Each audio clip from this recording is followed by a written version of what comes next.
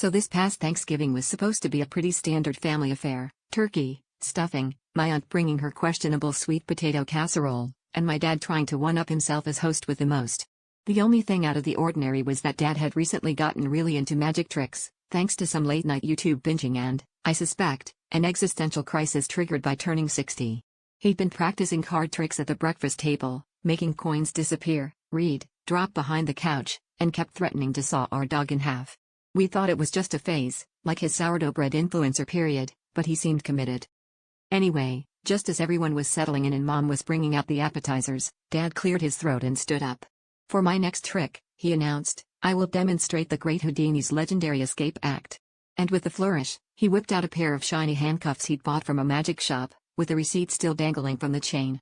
He cuffed his right wrist to the heavy oak dining table and, with a dramatic wink, declared, "And now, I will escape before the turkey is carved." We all clapped politely, assuming he knew what he was doing.